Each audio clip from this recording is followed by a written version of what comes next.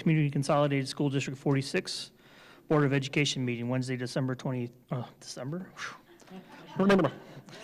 23rd, 2022, at 6:30. We're here at Frederick School on Frederick Road. I need a call to order and a roll call, please. Weedman. Here. Mack. Here. Braden. Here. Albert. Here. LaCroix. Here. Miller. Here. And Nash. Here. Okay, that gives us a quorum. If we could all please stand for the Pledge of Allegiance. Pledge allegiance to the flag of the United States of America and to the republic for which it stands, one nation, under God, indivisible, with liberty and justice for all.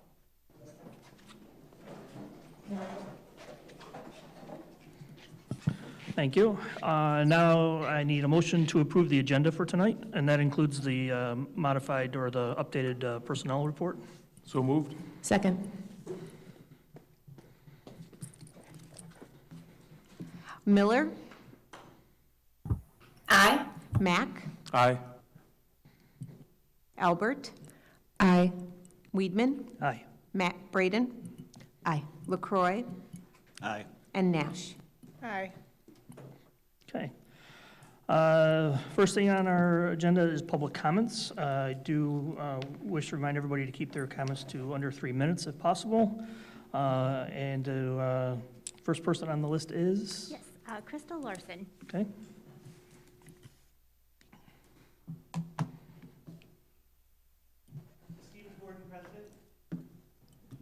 I think we're on. There we go.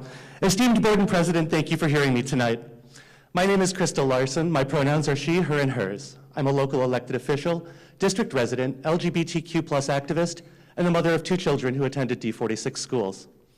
I'm here before you tonight in response to a speaker from the meeting of March 9th, 2022. As a transgender woman, a public speaker on transgender issues, and the parent of a transgender child who attended this school district, I believe I'm sufficiently qualified to offer an expert contrasting opinion. In their comments, the speaker first noted that the policies of the district related to gender-expansive students were illegal, an abuse of power, and used to indoctrinate children into an LGBTQ+ lifestyle. I requested a copy of these policies for my own review. Let me begin by stating the obvious. I don't need to read the 78 pages the district provided to me to know this one simple truth. School policies do not make people queer. I did read the policy titled District Protocol in Support of Transgender and Gender Nonconforming Students, and I was immediately uplifted by the comprehensive effort that was undertaken to provide support to these students. There is a complete process that allows children to move from an exploratory phase through to being fully out, both at school and in their everyday lives, and at the speed at which they are most comfortable. It allows for children to take a step back, step sideways, or even step out of transition entirely. That process is driven almost entirely by the child and only supported by the school. Even 10 years ago, prior to the adoption of these policies, the support and understanding for children who were questioning their own identities was generally positive. This speaks not only to the current policy of this school board, but to the ongoing commitment and support of a diverse student body. In these regards, D46 continues to be a model in how to keep gender-expansive students in school during an incredibly vulnerable time in their lives. I would also like to address the speaker's comments regarding a transgender agenda at GMS. This is my own personal observation, but at no time did I, as a parent, ever feel like D46 was driving any one particular social agenda over another. I've seen teachers support students of all backgrounds on various social issues that matter to the children they're responsible for, but never have I seen them push a specific agenda of indoctrination except to become educated and free-thinking members of our society. I've watched a number of gender-expansive children, including my own, grow through these school systems over the past 10 years and have heard their stories about having to advocate for themselves at every turn. The faculty and staff then adjusted to support these students and offered them room to be curious, to question, and to explore, all hallmarks of a good and free education system. Some of these students are now living their authentic lives in the gender they identify as, and they're homeowners, taxpayers, and someday may have their own children in this district, the same schools that gave them these opportunities. The speaker then went on to claim that children are too young to understand what it means to change the gender we were assigned at birth. Quote, to change from a boy into a girl, and quote, they don't get it, was there what they said? In that regard, I refute the speaker's claim in total.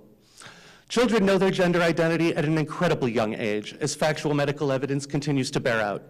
Speaking anecdotally, however, I was younger than 7 when I first understood who I was. I was younger than 7 or 8 when I knew that my family didn't agree with that gender expression. And I was younger than 10 when I understood that continuing to express myself as a girl in even the most trivial ways would get me in serious trouble. Children understand their actions and their decisions far more than we give them credit for.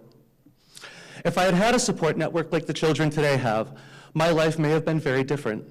Instead, I learned to hide my true self behind walls of smoke and mirrors, carefully crafted illusions and facades for nearly 4 decades. Were it not for an unrelated and serious life trauma, I may never have found the courage to be my authentic self and enjoy the sense of finally beginning to be who I was always meant to be.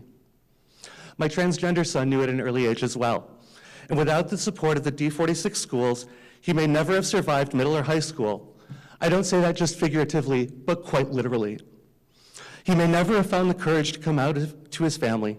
He may never have found the strength to be his authentic self. He may never have found the acceptance and love of his family in the way he deserves. So I want to thank you all for your continued diligence in providing a safe environment for students of all backgrounds to not only to exist, but to grow and to thrive. Thank you. Thank you. Lucinda Smetana. Hello, my name is Lucinda Smetana. I have 3 school-age children, or 3 children, 2 school-age that attend Prairie View. I just wanted to say a couple remarks to this committee and to the board and the previous board as well. Thank you for all that you guys have done regarding COVID safety. I have an unvaccinated child at home, and returning to in-person was very, put a lot of anxiety on us. And the dashboard that we have as a district has been an extremely helpful tool, has been very powerful to me and my family. When masking went optional all of a sudden, we kept our children home for 2 full weeks, and those numbers looked great. And it's because of, not just because we're doing the numbers, but all the other mitigation factors that are in play. So thank you all for doing what you can to keep my children safe. My kids go to school, they wear masks. And we feel very, very comfortable sending our children to school. And I know it's been a very, very difficult last 2 years, but I just wanted to say thank you from my family. The other thing I wanted to talk about, similar to Ms. Larson, is just a concern about LGBTQ plus curriculum within the schools. And I'm coming from not knowing what was said at a previous meeting, but being concerned about what's happening nationwide. Specifically the Don't Say Gay bill that was passed. We are not Florida, we are not Texas, we are not New Jersey, we are from the great state of Illinois, and we are a inclusive culture here. I'm proud to be from Lake County, I'm proud to live here again after having a career that's taken me all over, and I'm very, very pleased about our statement as a district about diversity and inclusion. Specifically, just pulling it from the website, it's defined, diversity shall be defined as a fluid concept that includes gender, race, religion, ethnicity, socioeconomic background, linguistic differences, exceptional abilities, sexual orientation, gender identity and expression, and variations of talents and abilities and special needs. So I feel right now, from my experience with my children being at Prairie View for the last 2 years, one of them completely remote, that we're doing a great job with that. I feel included as a person of color in this community, as a homeowner, as a taxpayer. There's things that we could always do better. But when I see things being passed, such as the Don't Say Gay bill, it makes me very concerned. The idea of restricting what's taught and what's communicated from a K through 3rd grade education regarding sexual sexual orientation, gender identification, things like that, I don't agree with. And I really ask that as you guys continue to lead our district, that you think about that inclusive nature and that policy that we have. The other thing I wanted to mention was living up to these values of diversity and inclusion. I know that we have a special committee that's been focused on that, and I actually signed up as being one of the parents, but I wasn't selected.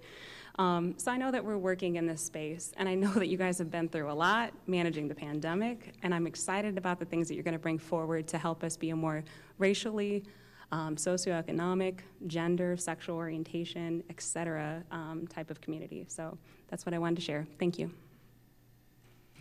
Thank you. Okay, Jill Birdwell.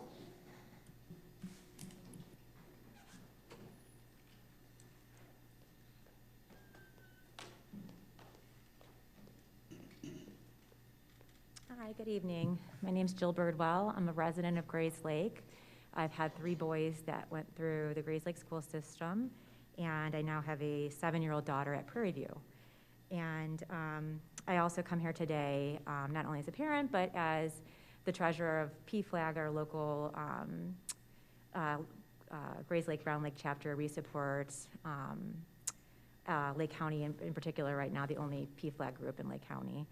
But I just wanted to come and thank you so much for being as supportive as you have been to the LGBTQ plus community.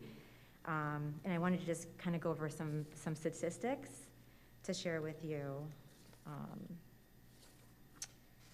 So from Human Rights Campaign, 77% of LGBTQ plus teenagers surveyed reported feeling depressed or down over the last week. 95% of the LGBTQ youth report trouble sleeping at night. LGBT youth of color and transgender teenagers experience unique challenges and elevated stress. Only 11% of youth of color surveyed believe their racial or ethnic group is regarded positively in the U.S. And over 50% of trans and gender expansive youth said that they can never use the school restrooms that align with their gender identity. More than 70% report feelings of worthlessness and hopelessness in the past week.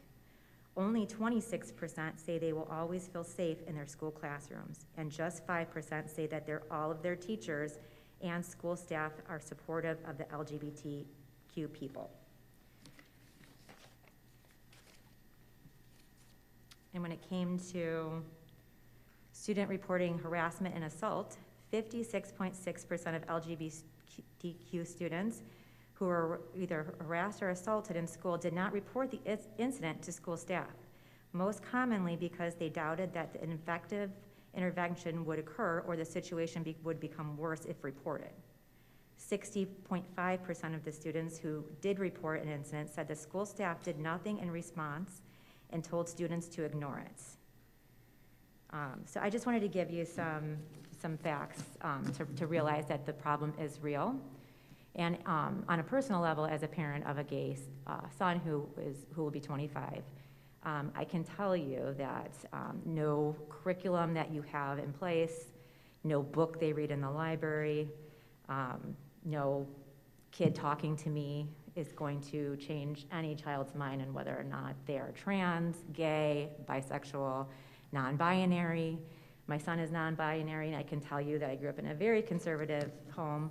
At the time I found out he was gay, when he was 10, I was looking into like Christian books and talking about how maybe mothers of children that maybe had a mother that was overbearing, and I was literally, I was all in it and just couldn't believe it was going to happen. He told me that when he was 8, he realized that he wanted to marry a boy and that it was not appropriate to say aloud. But I can tell you I've came a long way since then, and I hope and would appreciate more parents and staff stay open to learning. Thank you. Thank you. Okay, so that was the last public comment that we had signed up for tonight. Next, our board reports. Anybody have anything they would like to report out? Go ahead, Jessica. The Community Engagement Committee met yesterday, and we again talked about connection and community and what those words mean.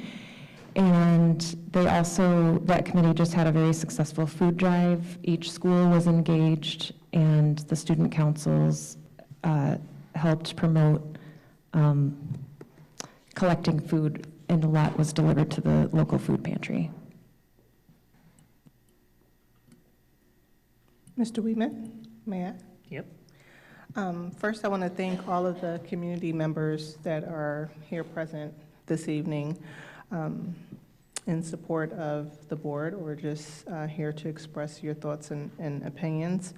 One of the things that has been shared thus far was around inclusiveness, and I want to just say that I'm just very proud of our community, that we continue to strive to be more open, more collaborative, and more respectful in our communications with one another for the benefit of our students. Along that vein, the Diversity, Equity, and Inclusion Committee, or Equity and Inclusion Committee, is currently reading a book together called Building Equity.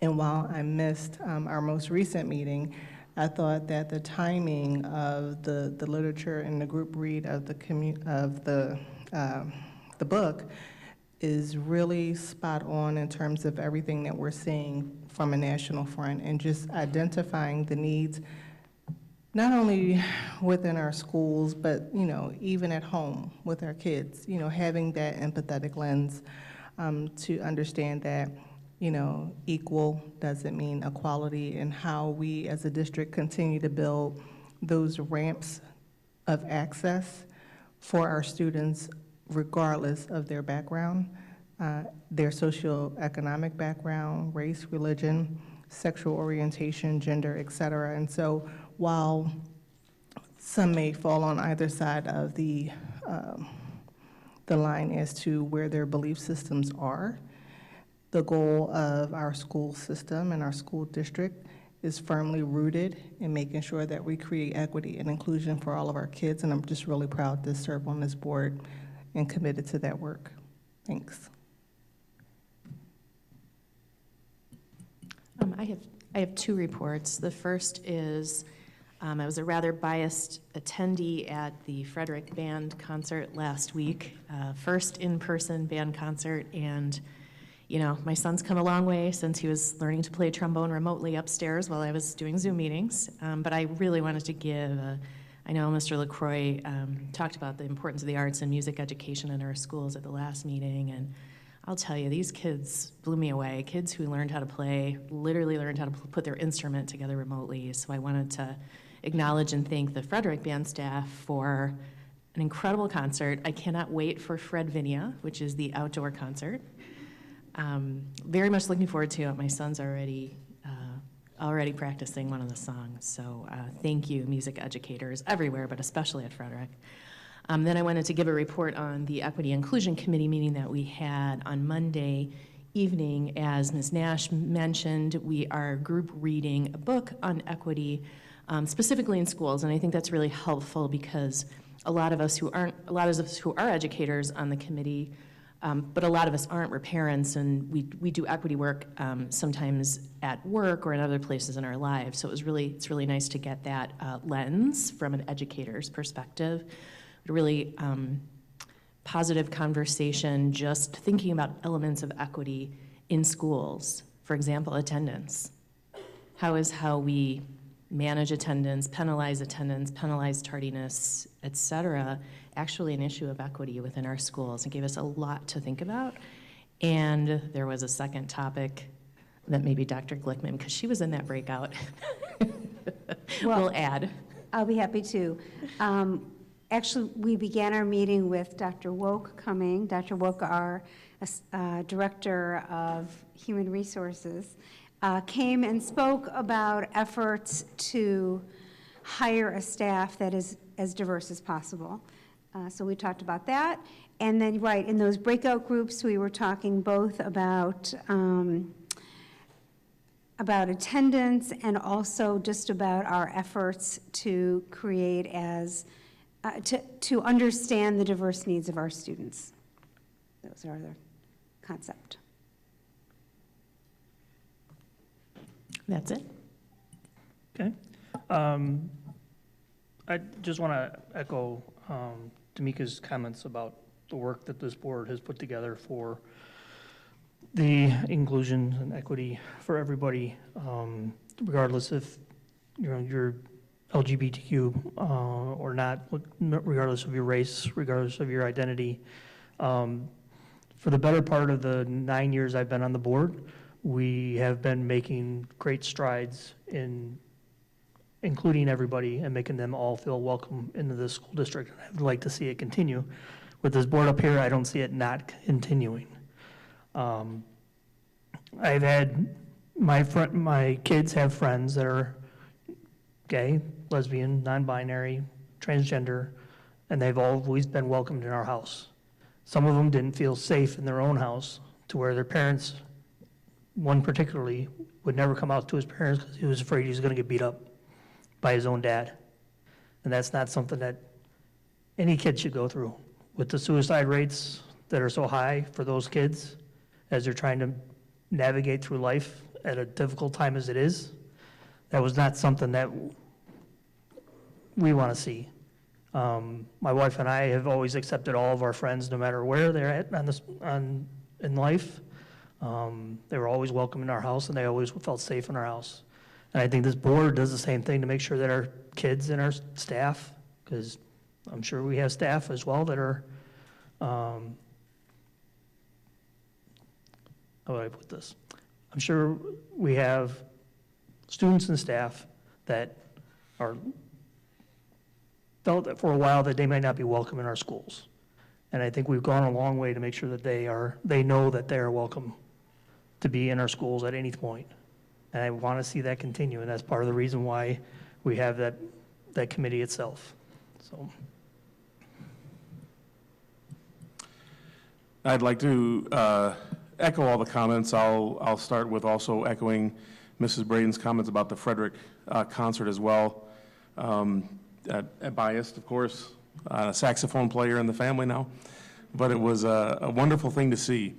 And I think one of the things that I observed also at the concert is the unity that music always brings to not only our communities, but our kids, and the message that they are able to share through the music that they learned together, regardless of the boundaries that society tries to put on individuals, and come together and create a concert that shared that message. And the comments that, which I want to thank the public, the comments that were made by the members of the public and the comments raised by Ms. Larson. My family has been directly living and impacted by issues of LGBTQ+ and disability awareness specifically, and Native American cultural awareness. And my brother was gay, and he passed away 6 years ago, never having an opportunity to live his authentic self. He was loved and valued and welcomed by his family, but he was not able to experience that same love in the world around him. And serving on this board allows me to have a voice for my brother, and that will never change. And I can guarantee you that. So I appreciate those comments. I appreciate the ability to serve. I appreciate the ability to at least offer a voice for some who may not have it. And I know that the dear friends and family members and neighbors who are around me deserve that same voice. Thank you. Okay, Superintendent Report. Jim, can I hop in before the superintendent report, Sorry, please? I forgot the cloud was out there. No, you're good. You're good. And thank you, everyone, for making space for me to attend virtually. I know you know my family is dealing with a medical situation right now that requires me to attend virtually. So again, thank you to Mr. Vipond and the whole tech team to make that possible. I also wanted to thank the fine arts teachers. So I'll stay with the fine arts theme. I was in the library earlier this week and blown away by some of the pieces that were hung up around the Grays Lake Library, and noticed that several of them were created by teachers in our district. So wanted to thank them, specifically the visual arts teachers, for their creative and professional work, and looking forward to hearing some of the concerts as well. Also wanted to congratulate Dr. Wolk. Getting a doctorate is no small feat, And we know that you're working hard for our district and very much appreciate that you're modeling the lifelong learning that we're trying to encourage our students to pursue as well.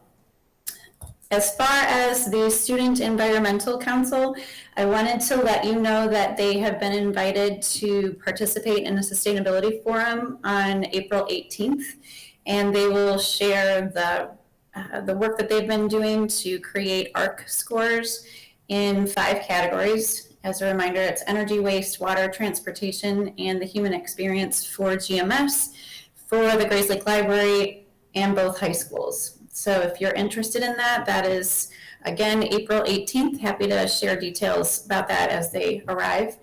And finally, another opportunity, the Community Engagement Committee is partnering with the Lake County Forest Preserve to host something called a Watershed Game, which is a simulation. It's specifically designed for local leaders, both appointed and elected, of all ages. So students and adults to learn more about water and water quality and the watershed in Lake County. And that's it. Thank you. And please speak up in case they forget the cloud is out there again. Go ahead. Will do. Thanks. I have just a few short, simple topics tonight. First of all, as you probably know, we are smack in the middle of parent-teacher conferences. We had conferences late this afternoon, and then we'll be having them again tomorrow. And our teachers are so pleased to be speaking with parents and guardians about the progress of children. And then, of course, we move into spring vacation, and people are looking forward to that as well. I am very pleased and really quite honored to share that tomorrow morning I'll be taking the oath of office on the CEDAW Executive Board, and really just so glad to be giving back to CEDAW in that way. As anybody who has had a child use any of CEDAW programs can tell you, CEDAW absolutely supports the needs of our students, and so I'm so glad to be able to support CEDAW as a member of the Executive Board. And finally, we have announced our 8th grade graduation schedule. Board, I know I've already shared this with you, but just as a reminder, 8th grade graduation will be at Grays Lake Central this year on Sunday, June 5th, which is getting closer. We are planning outdoor ceremonies, but we'll be indoors if it rains, and the GMS ceremony will be at 1 o'clock. The park ceremony will be at 4 o'clock, and because we have so many students at GMS, there will be a shuttle from GMS to the for the GMS ceremony. And that's it for the superintendent's report tonight, one of the shortest you've ever had. I wasn't going to say anything. I know. Next, I need a motion to approve the consent agenda. So moved. Second. Okay. Braden, Aye. Nash, Aye. LaCroix, Aye. Albert, Aye. Miller, Aye. Mack, Aye. and Weedman. Aye. All right, next are action items. The first 2 items are directly connected. First, we need a motion to approve the acceptance of a donation from the Grays Lake Park District in the amount of $12,500. So moved. I'll second. I'll second.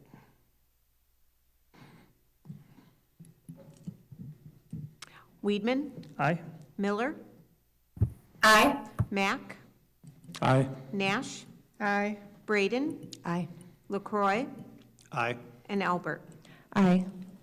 Okay, the next is a motion to approve the new gymnasium floor at Grays Lake Middle School in the amount of $24,995. That is taking the $12,500 from the Park District, marrying it up with money from the school district to refinish the floor at the gymnasium at the Florida Middle School. I'll make that motion. I'll second. Jim, can I just ask a quick question? Yes, ma'am. I'm just curious when the floor is being redone. Is that a summer project or is that a spring break project? That is a summer project starting June 7th, right after Fantastic. school lets out. Great, thank you. Okay? LaCroy, Aye. Braden, Aye. Albert, Aye. Miller, Aye. Mack, Aye. Weedman, Aye. and Nash. Aye. Next, we need a motion to approve 4 ADA accessible bathrooms at Grays Lake Middle School in the amount of $176,825. I'll move. I'll second. I'll second. Anybody have any questions on those? I think the memo was pretty self-explanatory. Okay? Albert, Aye. Mack, Aye. Braden, Aye. LaCroy, Aye. Miller, Aye. Nash, Aye. and Weedman. Aye. All right, next motion, I need a motion to approve the resolution abating the working cash fund of the district. So move. Second. Any questions on that? No? Okay. Nash, Aye. Mack, Aye. Braden, Aye. Albert, Aye. Miller, Aye. LaCroy, Aye. and Weedman. Aye. All right, next, we have a long list of board policies, page and a half, that we went through at the policy committee and last board meeting. I don't believe we had any questions from the board members over the last 2 weeks regarding any of them that need to be answered, okay? So I need a motion to approve the listed board policies that are on the agenda. Mr. Weedman, just a clarifying question. So if I understand correctly, we can never be less restrictive than what press is recommended, or is it the other way around? So here's where I'm going, so in specific. Getting ready to answer, keep going. So one of the policies, and it's not jumping off the page to me right now, but it was with regards to how children are presented for school, and it was specifically talking about hair. The grooming one? And it was very prescriptive around like braids and things, and I just didn't want us to be boxed into, 3 types of hairstyles. Like, can we just make it, broad enough to say someone's natural hair is their natural hair without necessarily needing to box someone into a certain hairstyle? Sure, sure. I'm actually going to go back and try to answer your first question, because it might feed the second, it'll feed your explanation. So most policies that we have, almost all of them, are brought to us through press, as we know, our policy service, and then those are based on law. I say that because the language of this policy actually came from a new law that was passed because there were instances where there were children who were being disciplined because of their hairstyles. Mm-hmm. So that was the language of that particular law. Okay. We can be less prescriptive, certainly. I think if we're going to look at revising the language of this policy, knowing that we can always review and revise a policy, I'm wondering if the board wants to vote on this policy as written, and then, Tamika, if you want us to bring this policy back for further discussion, we can do that. Okay. If I remember right, we went with the least restrictive option. Yeah, we did. In that policy. Okay. Yeah, we To did. begin with. Okay. For all the reasons that you Exactly. explained. Okay. Yeah. All right. I'm good. Thank you. Thanks. Okay. Any other questions? No? Okay, I'll make the motion to approve. Second.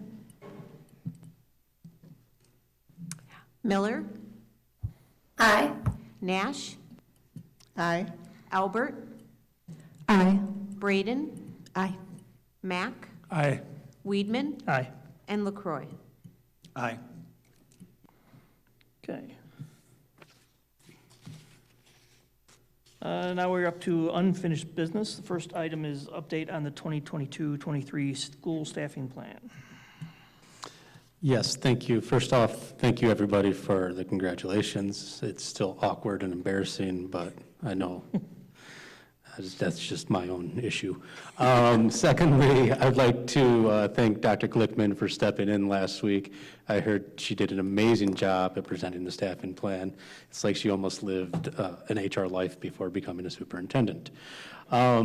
And then to the actual staffing plan as an update.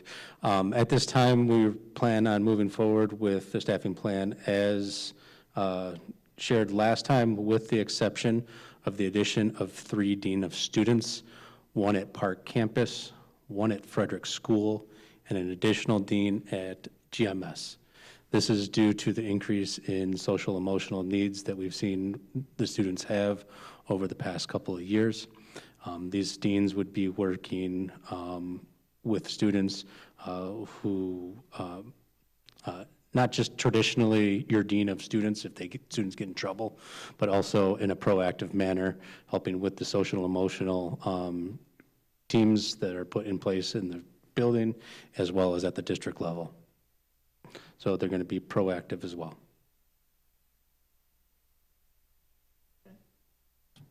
Okay, any questions for Dr. Wolk?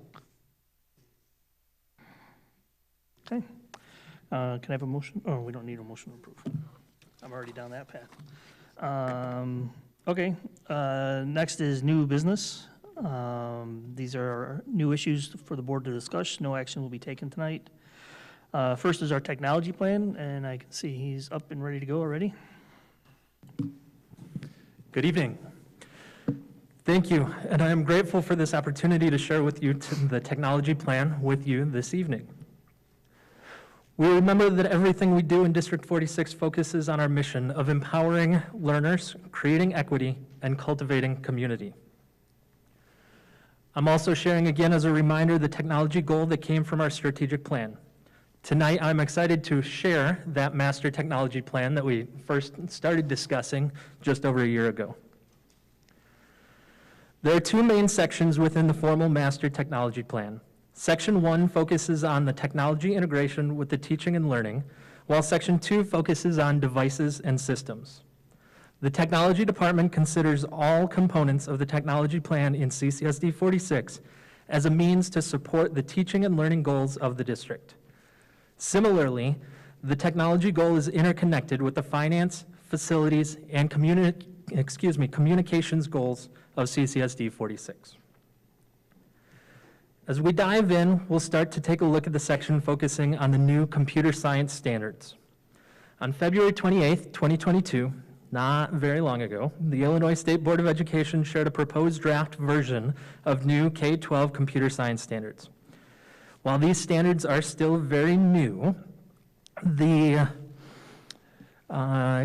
is the expectation from ISB that these standards will be implemented in the 2022-2023 school year.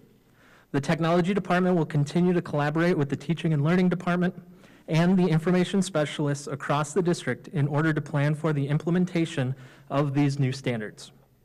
It is anticipated that this work will begin this spring and has already begun and continue through the 22 and 23 school year. As the technology department continues to collaborate with the information specialists and media specialists across the district, it is anticipated that further work in the next 5 years will be necessary to help modernize the library media spaces. A portion of that focus will shift away from traditional computer labs and toward more modern collaborative spaces. This work will include collaboration with the teaching and learning departments, as well as the operations and maintenance department for long-range facility planning. Now we'll take a look and transition and take a look at the devices and systems that are a part of the technology plan. The devices, systems, and infrastructure of a school district exist to help support all other functions of the district. It is important that the hardware and software components are continually evaluated, properly maintained, and refreshed in order to ensure all students and staff across the district can successfully do what they need to do in working toward the shared mission and vision. The technology department continues to plan for a rollout of our BenQ interactive flat panel displays that will meet the needs of our students and teachers in the short term and well into the future while remaining fiscally responsible. It is important to replace our existing projectors and smartboards with a solution that will provide increased functionality, increase student engagement, and address the current problems that teachers are experiencing with their classroom displays. Our team continues to plan logistics and details for our summer and potentially even late spring installation of our BenQ panels. As we talk about student technology, the district's one-to-one Chromebook Initiative was approved by the Board of Education in 2019 for all 3rd through 8th grade students. During the pandemic, the district was able to continue the rollout of Chromebooks to our K-2 students, completing that entire K-8 rollout. Current standards in education show a Chromebook having a useful life of 3 years. CCSD 46 has planned a 3-year refresh cycle for all student devices. The district will move towards a more consistent and predictable refresh cycle for student Chromebooks. Once fully implemented, the technology department intends to purchase Chromebooks for 3 grade levels each year. This chart on the next slide is a lot to look at, but hopefully I'll help describe it a little bit. The district will purchase Chromebooks for students in kindergarten, 3rd, and 6th grades. Students in those grades will receive the new devices and will keep them for the 3-year lifespan of the device. The table illustrates the transition over the next 2 years to this new refresh cycle. You'll note that our current K-2 devices are on a lease, and so the chart illustrates the transition away from those lease devices to our purchasing of the 3rd every year for consistency. This new refresh plan will begin in June of 2022 and will be fully implemented by June of 2024. Just as we have done previously, as we retire old devices, we will look into the best options for recycling those devices. Sometimes that best option is selling the devices to a reseller to make some money back off of those retired devices, and otherwise we may look to donate those devices to other schools or districts who might be in need. A technology department's responsibility is to ensure that all staff have appropriate technology in order to be successful. Each certified staff member is currently provided with a MacBook Air laptop computer. Support staff, office staff, program assistants, operations and maintenance staff, administrators, and all other employees continue to be provided with access to an appropriate device for their specific job-related role.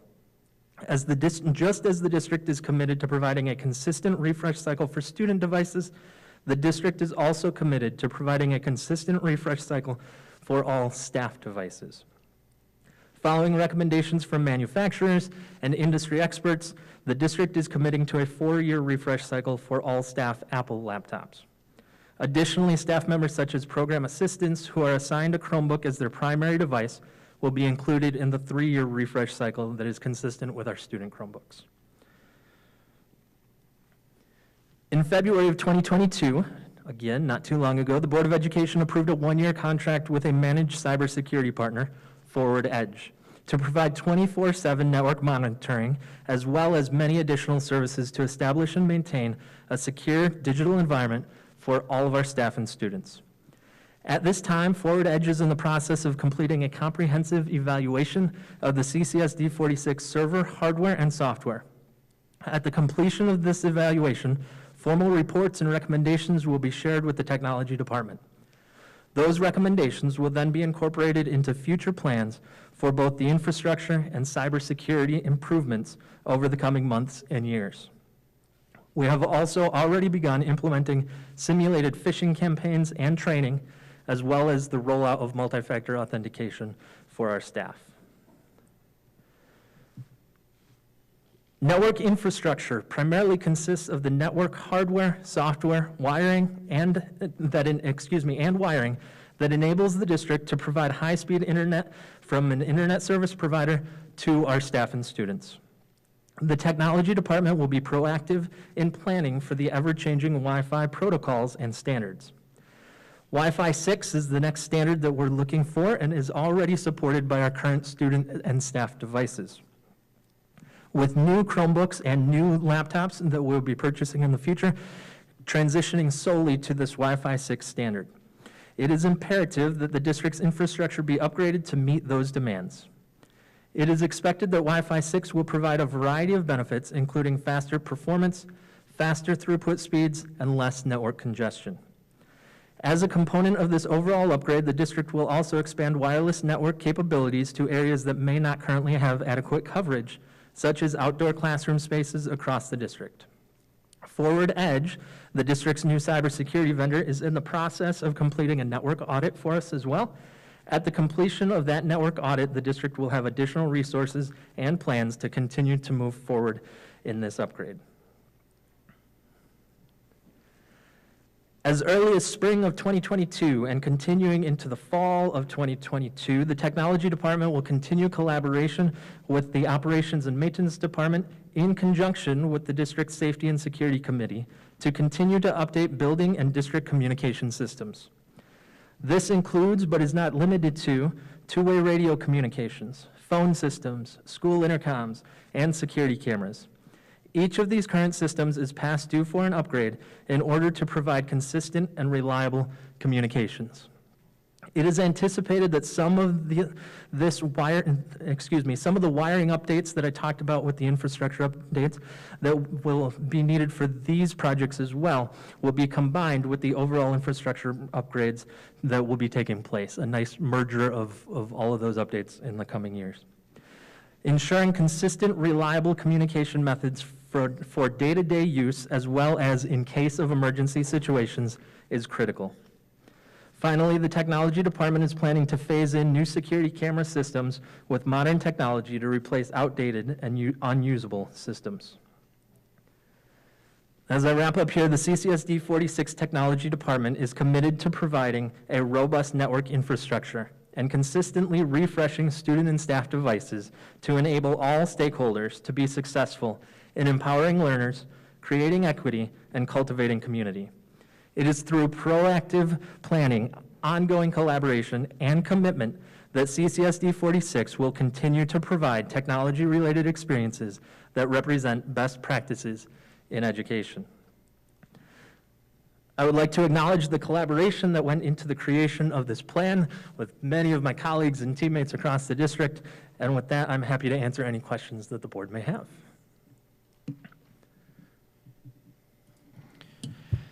Does anybody have any questions? Go ahead. I do, Jim. Go ahead, Christy. That's okay. Thank you.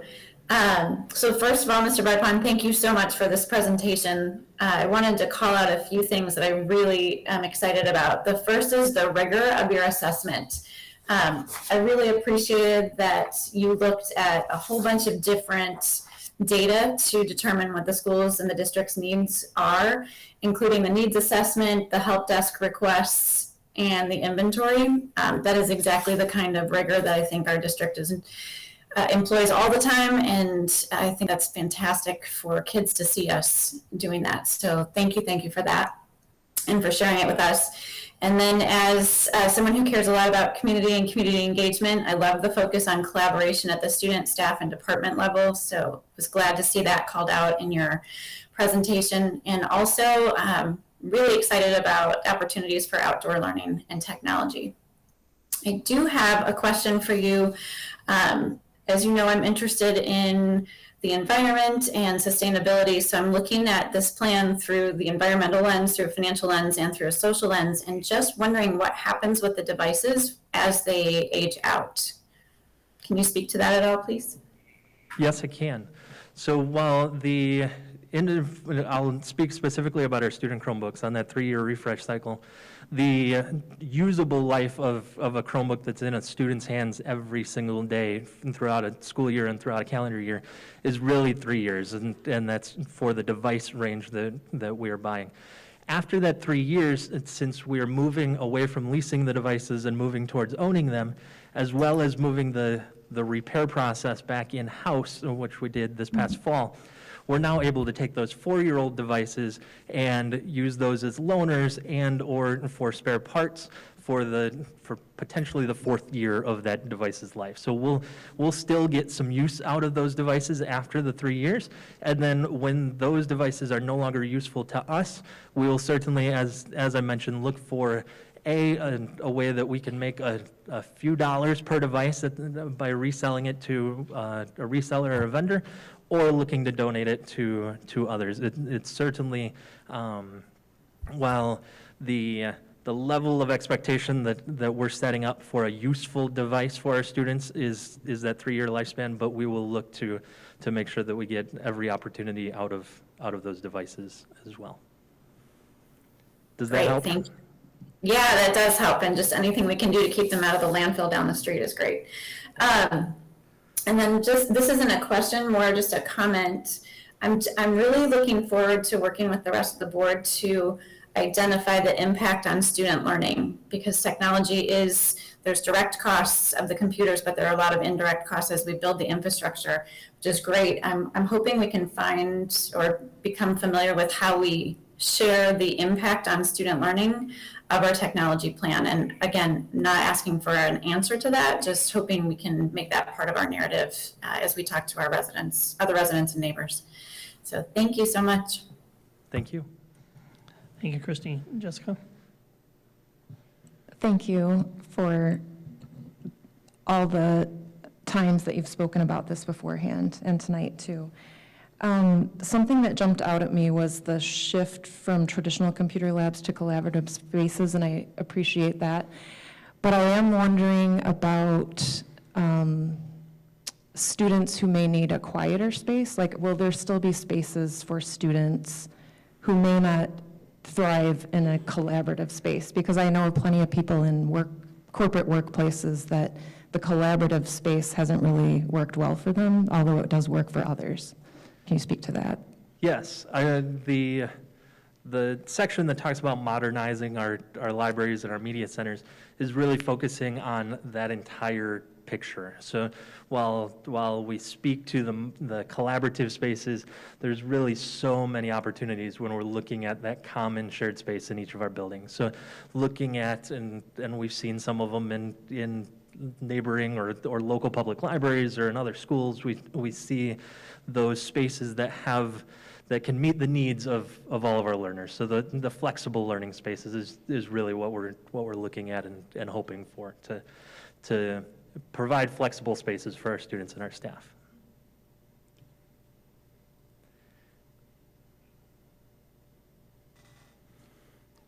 Anything else? Oh, anybody else have any other comments? I Just, excuse me, after you. yes, I'd just like to add a note of thanks as well. I know this has been a massive effort to not only do all the research in the background, but then also take all of the input from the members of the board that we brought forward to make sure that was considered as part of pulling this master technology plan together. And you really, and your team delivered outstanding results and incorporated all the feedback that will really maximize the dollars spent, but also I think will yield a nice return on investment, not only in resale dollars, right, but for our children, having that one-to-one access with equitable, solid technology, current relevant technology that are leading practices in the educational industry. So just again, a big kudos, because this was a huge effort, and we, I think, threw a lot your way to make sure it was incorporated in this plan, and you and your team delivered really well. So thank you. Thank you. Thank you. I simply, first of all, wanted to make sure that our very robust audience here tonight knows that this is Mr. Chris Vipond, our Director of Technology. I assume you probably figured out who he was and what he does for us, but I wanted to make it abundantly clear. I also wanted to thank you, Mr. Vipond, for all of your efforts to make this goal area of our strategic plan continue to move forward so quickly, so thank you. And I also wanted to make it clear that this is actually the slide version of the master technology plan, but there's also a written version, a PDF version, that'll be posted on our website, and Mrs. Leslie Armstrong McLeod is here tonight, and she helped put that together with Mr. Vipond, so thank you for being here. That's all. Okay. Any other questions for? No? Okay. I think the next one's you too, right? So next is the Chromebook Refresh. not a whole lot new to say about this particular agenda item because I just shared the purpose of this. So we're looking to begin that refresh plan for the K, 3, and 6th grade students this summer. So what you have tonight is simply a discussion item, and then I would hope at the next board meeting to bring that item back as a action item to go ahead and move forward with that purchase of a third of our student devices for the upcoming school year. Any questions related to the Chromebook refresh? My only question, because I see you have a dollar amount for all those that are in the audience. The dollar amount for this year's refresh is a little over $400,000. Is any of that coming out of ESSER funds, or is that, I know some of this was planned already, but where does it come from? The devices and the BenQ is coming out of ESSER 2 and 3 for this year, but next year it's coming out of local funds. Okay. Just wanted to know where it was coming from. Any other questions regarding the Chromebook refresh? No? Okay. Looks like you're off the hook. And now we have summer projects. Next one on the hot seat.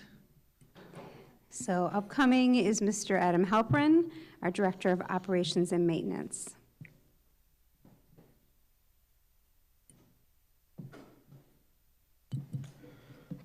Thank you, everybody. I'm going to be honest, it's going to be hard to follow that up. He did a great job there. 99% of what you're going to see of mine is an update of what we're going to do over the summer. A lot of it is everything that we've brought to the board over the past 5-6 months, from our long-range plan through to our IAQ that we did with Train in partnership with, obviously, Wold and Train. So I'm going to start off tonight with a little bit of our mission here, empowering the learners, creating equity, cultivating community. Back about 6 months ago, we did our strategic planning. And in the strategic planning for my team here, we review, expand, and clarify financial practices to increase transparency and communication with a focus on aligning financial decisions making to the district goals. Review, expand, and clarify the comprehensive master facility plan on an annual basis to continue to create equitable quality learning environments, both inside and outside of the building, to serve our students, staff, and communities with a focus on aligning decision-making to district goals. Back in December, we proposed a $9.2 million 1 to 3 year project list. We went ahead and we met with our partnership of Wold and Train, and over the summer, we went through the bricks and mortar of all of the CCSD 46 district buildings, laying out a long-range plan. At the same time, we had Train Technologies working on air quality study of all of our mechanical systems throughout the district. Once we received all documents and studies, as a team, we were able to go back and highlight the projects that were deemed a high priority to ensure a healthy, safe, and continuous learning environment. All projects are aligned with the district's strategic plans and facilities in regards to the master facility plan. The planning of these projects started immediately with the Board of Education approval in December. Over the course of 3 to 4 months, Mr. Wildman, the Operation and Maintenance Department, and I have met with a variety of contractors planning this year and the next 2 years' summer capital improvement projects. Since we have such a short period of time throughout the summer to complete the projects without disruption to the learning environment, it takes planning and coordination. Along with the projects outlined in our 1 to 3 year priority capital plan, there are many smaller projects that happen in-house that we complete on a yearly basis to maintain that safe and clean environment. I have been in discussion with our cleaning service, GSF, on a cleaning schedule that works around all of our construction, technology, and the Park District camps and any in-house projects that may happen inside our buildings and that are cared for, and so that they are ready to be opened for the 2022-23 school year. With the last 2 years in our rearview mirror, we are looking forward to the work this summer, to which includes but is not limited to, over at Avon Center School, we are looking to replace the 2 boilers on the original 57 building. Along with that comes a new set of pumps for the building pumps. Inside that boiler room, we are also replacing the water tank with a new high-efficient water tank. The old 57 air handler unit, which is original to the building, will also be replaced with the 6 reheat coils that take care of the classrooms on the original 57. In the original kindergarten wing, we have the old 57 unit ventilators, which will also be replaced. The building automation in that school will also be updated. All of those there are in line with the air quality assessment that Train assists us with. Along with that, we have bathroom partitions that definitely needed to be replaced and taken care of over the time, and the signage on the wall going into those washrooms. Grays Lake Middle School, we are replacing 5 rooftop units that were over 27 years old. Those rooftop units were also in line with the air quality assessment, along with their useful life was gone.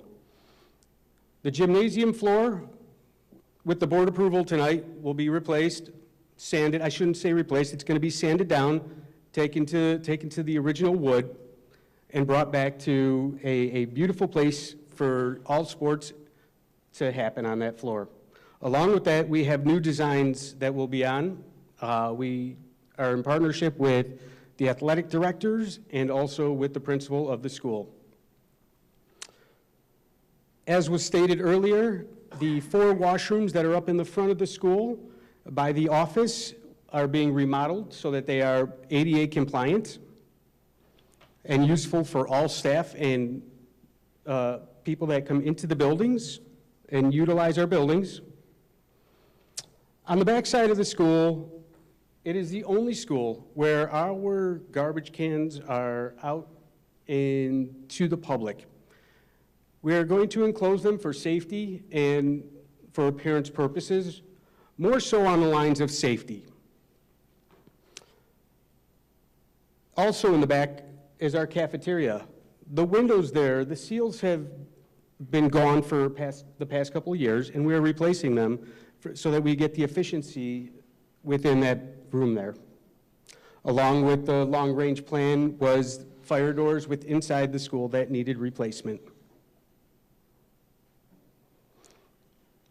If you remember last year, over at Meadowview, we had the roof that was replaced over there. This summer, we are planning on doing a lot of the outside cleaning, pressure washing of the concrete outside, painting on the inside, and lighting upgrades throughout. We are looking to go to LED lighting inside the school. Frederick, above us here, we're looking to have this roof replaced this summer. It is beyond its useful life. We are currently in the process right now of dealing with contractors on going over our roof. They have analyzed it, and the plan is to start come summertime. More will come on that shortly. In the library here, we have a room that was the old computer lab. We are walling off the room, and it will become a new professional development space for all teachers and staff to use.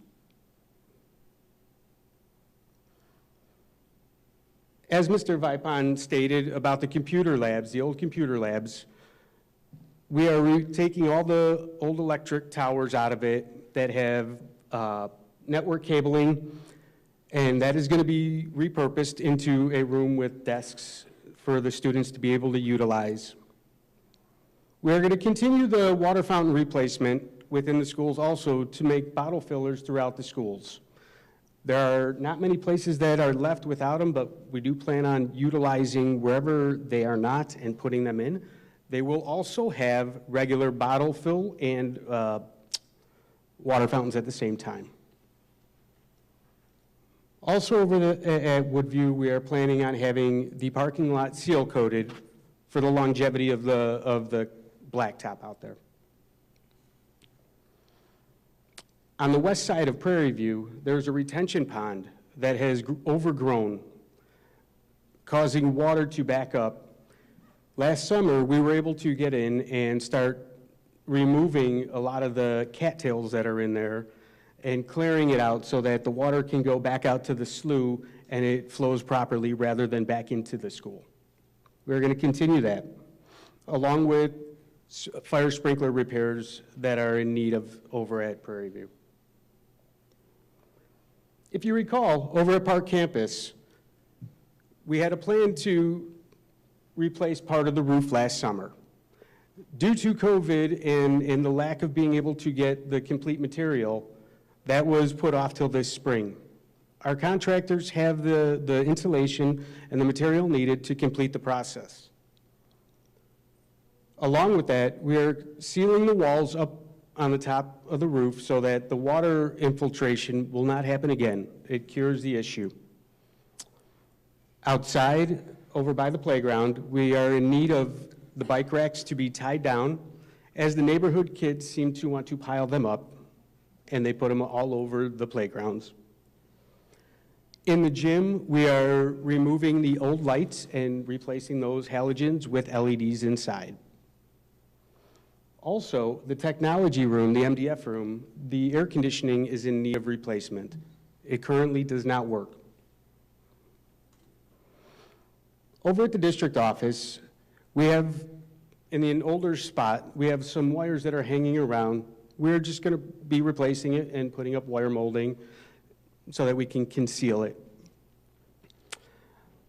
We also have an issue with the heating and the air conditioning over there. We have some rooms that overheat, some rooms that overcool, with no control over it, and we are working on getting that taken care of this summer.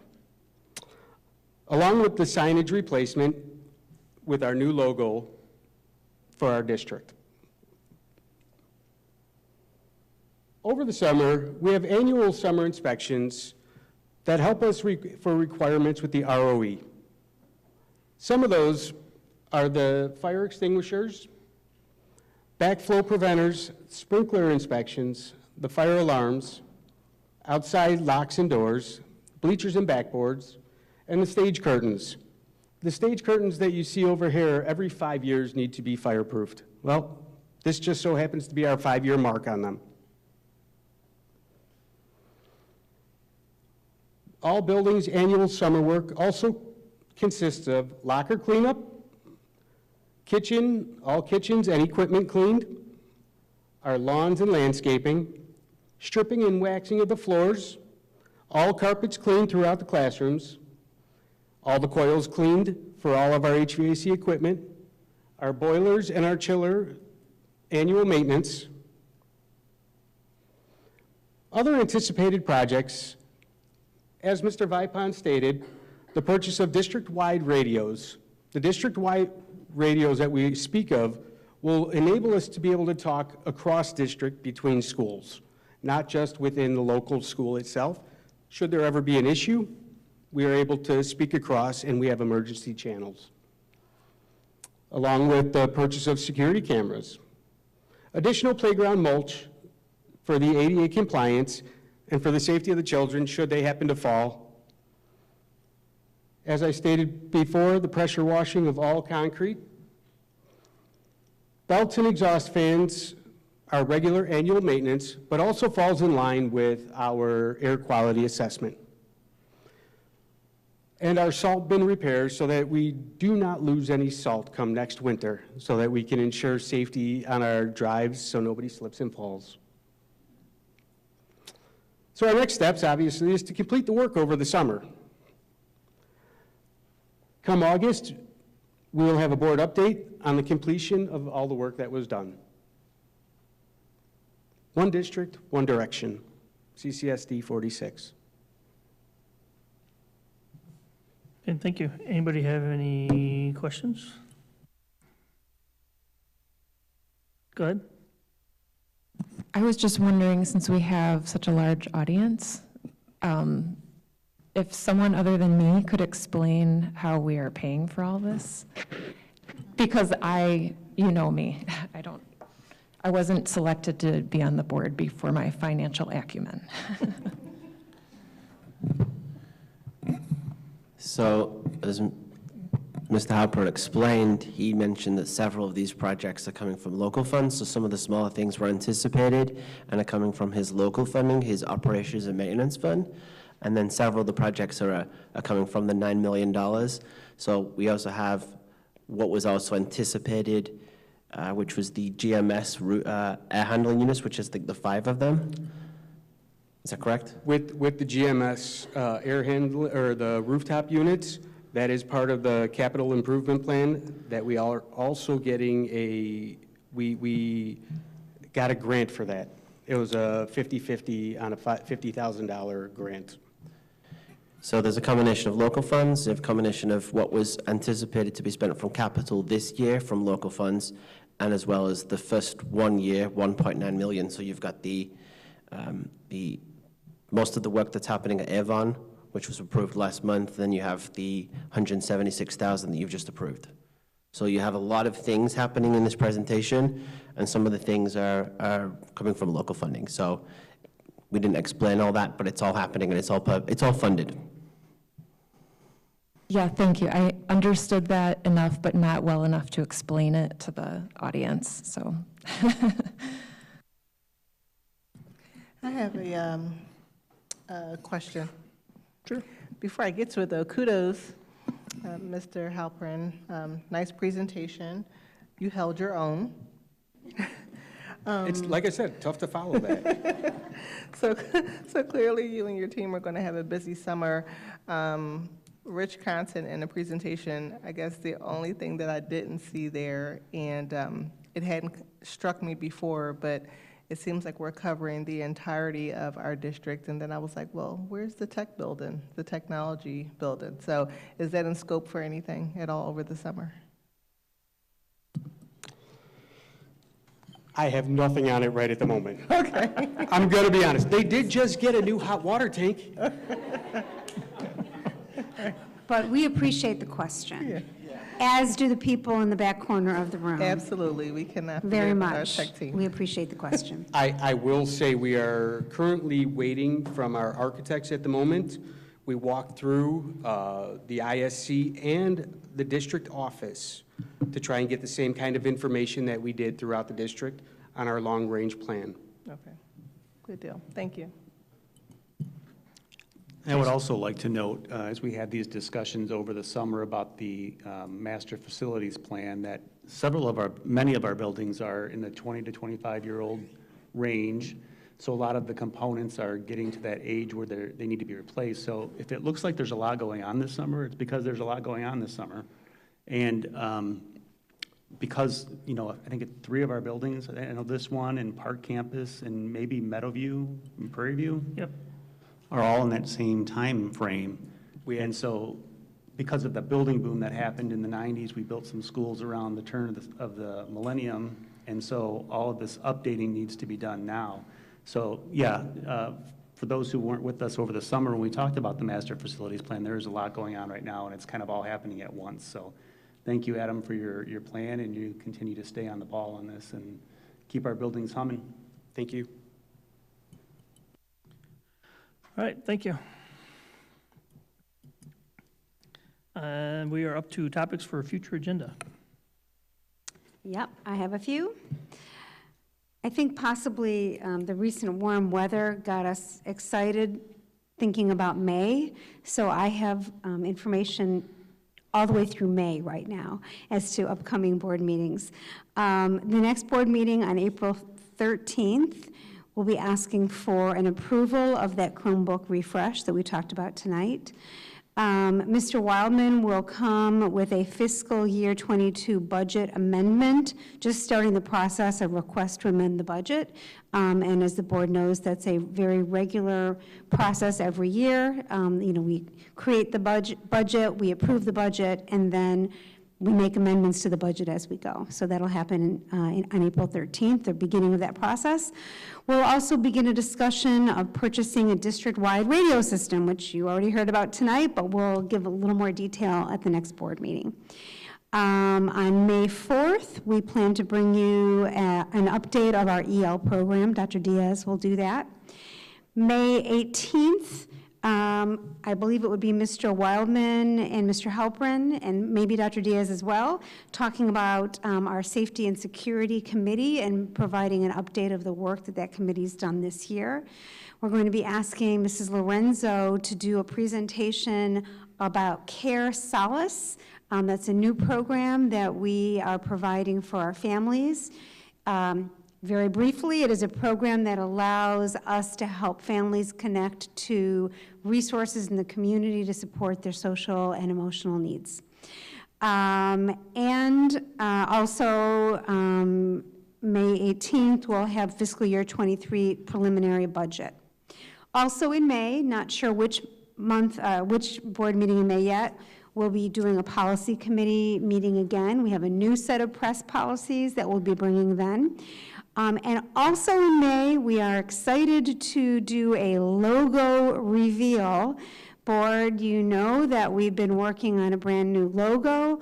We will be bringing some hoopla to that, to a meeting in May to share the new board, the new logo for our school district with all of you. And that's all I have. Okay. Anybody have any other topics they'd like to discuss coming up in the future? All right. We are up to our second round of public comments. Yes, we have Sally Gill. I think she heard you.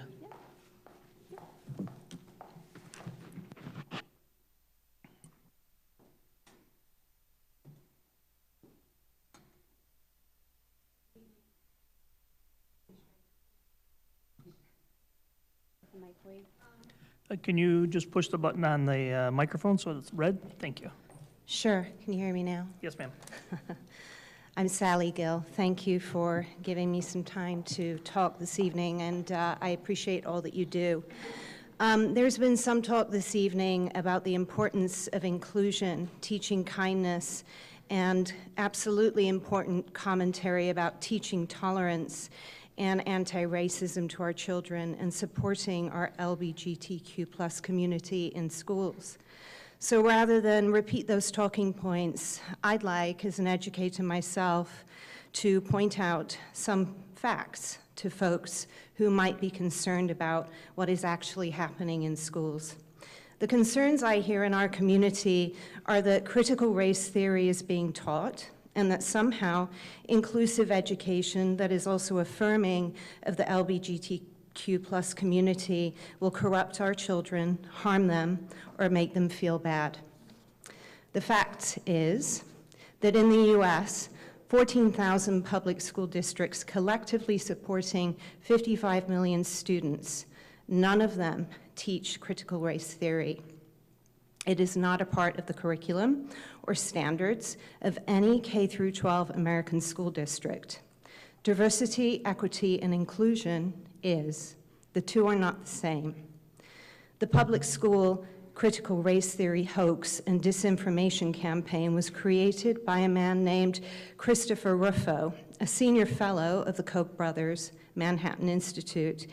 The actual role of critical race theory became a component of legal education in the 1970s to educate lawyers and address the role of racism and discrimination in legal practice. A good thing, but I digress. It's not in schools. Rufo recently admitted to his CRT scheme in a public tweet. He said, "We have successfully frozen critical race theory into the public conversation and are steadily driving up negative perceptions. We will eventually turn it toxic as we put all the various cultural insanities under that same brand strategy." In short, if anyone believes that CRT exists in general K-12 education, you are believing a lie. You are being manipulated and hoodwinked with disinformation. Diversity, equity, and inclusion, however, is a real and important, necessary component of education. As for the additional concern about LGBTQ+ affirmation in schools, It is the responsibility of educators to affirm and support all our children of every race, ethnicity, gender, identity, sexuality, and beliefs. Even those students whose parents believe that critical race theory exists in schools. It is our job to teach children and young adults about society as a whole, in which LGBTQ human beings exist. Talking about these realities will not change your children or somehow make them gay, just as not talking about them will not ensure that they are straight. We just don't hold that much power. Over the years as an educator of young adults in higher education, the youth I see in the very most pain, in the most danger, are those whose parents deny them their truth in their sexuality and identity, and who guilt them and shame them into believing there is something wrong with them, and in some cases, they reject their children. Often their teachers and professors like me are these students, our children's saving grace, because they are being abused at home by parents who refuse to accept them as they are. I have personally witnessed this many times. Ultimately, if anyone fears public educators, my advice is to homeschool. There is a choice in that regard, and personal choice and responsibility. Isn't that supposed to be the real tenet of conservative thinking? But to impose a narrow view of the real world on the rest of our children, that has no place in our schools. Thank you. Thank you. Laura Diaz. Good evening. My name is Laura Diaz. First, I just want to commend you all for your leadership in preparing our children to thrive in a diverse and global world. I am grateful for the commitment to diversity and inclusion that is posted on the D46 website. It ends with this statement: D46 welcomes students of all races, ethnicities, and nationalities. Students with diverse abilities, students who are LGBTQ, students of all family structures, students who are English language learners, students from all socioeconomic backgrounds, students regardless of their immigration status, we welcome you. Not only do I believe that is sound educational policy, that is personal to me. My sons are mixed race, and I have one who has diverse abilities, and so it is incredibly important to me that both of them see themselves reflected in the curriculum. Education expert Emily Stile espouses the importance of this in her theory of windows and mirrors. Mirrors are the idea that when students read books and have curriculum where they see characters like themselves, they feel valued in the world and they feel a sense of belonging. Windows in a curriculum help us develop understandings about the wider world. Students need to learn about how other people conduct themselves in the world in order to understand how they fit in. D46 has created a strong foundation with a diversity, equity, and inclusion statement that affirms and values every student. Please continue to uphold these fundamental sound educational principles that ensure every student can learn and thrive in our multicultural community and world. Thank you. Thank you. Okay. Maylene Van Digglen.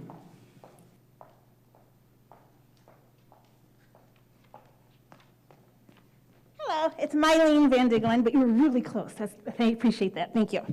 I am a substitute teacher in the district. I sub at Frederick and GMS. I am in the classrooms daily. I interact with the students and take the time to get to know the students.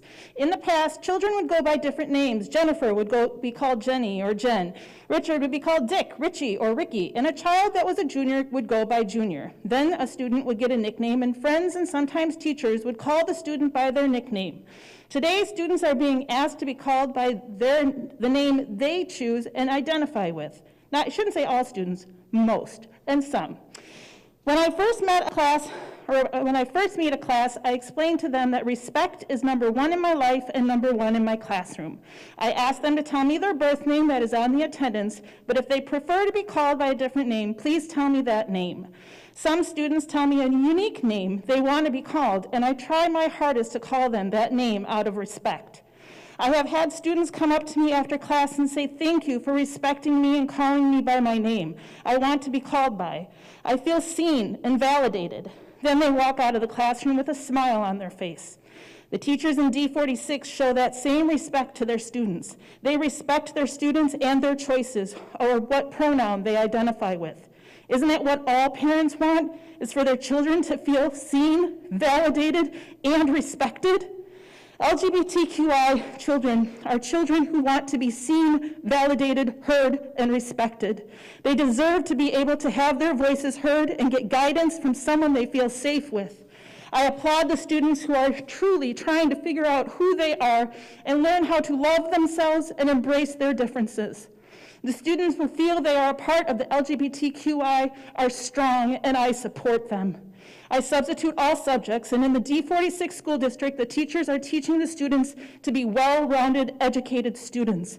There are many discussions in the classroom about all subjects, and all views are heard.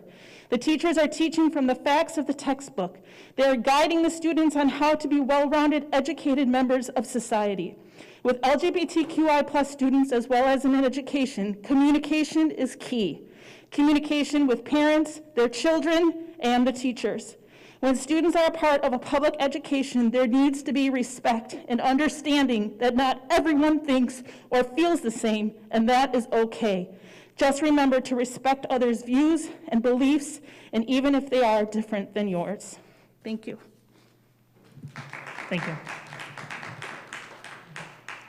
Okay, so that's all we have for public comments for tonight.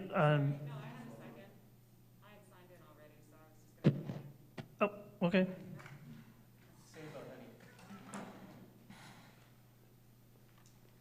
So since I sat here the whole time, I had some additional questions. The first off was language around hairstyle.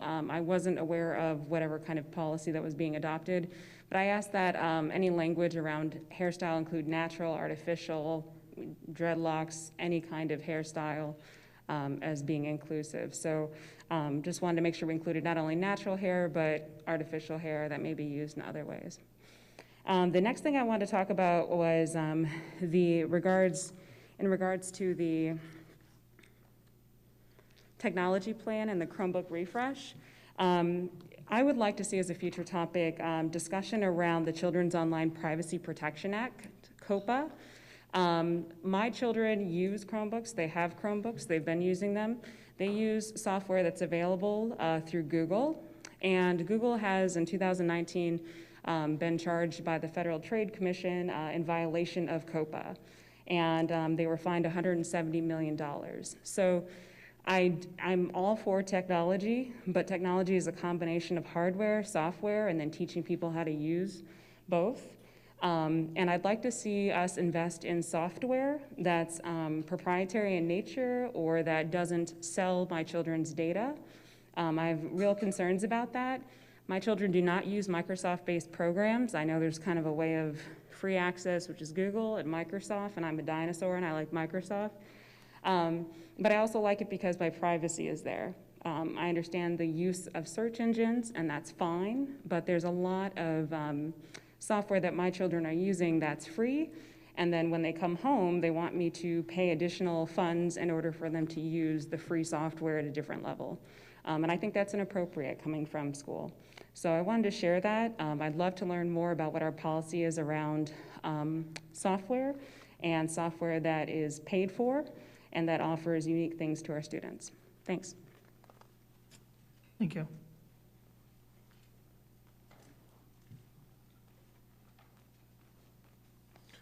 I will be extremely brief in my comment. A prior speaker, the substitute teacher, noted that the names on attendance records within D46 still reflect birth names. I was recently speaking at an ROE school safety conference over at the Warren Almond campus.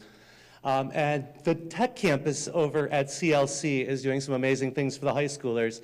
And maybe this board would want to consider that as well. They have taken extraordinary efforts to make sure that the preferred name or newly adopted name, even if not legal, is what's presented to the substitute teachers rather than that birth name. So certainly something that could be taken into consideration for future efforts in the technology department. Thank you. Thank you. Okay. We are going to be going into a closed session meeting.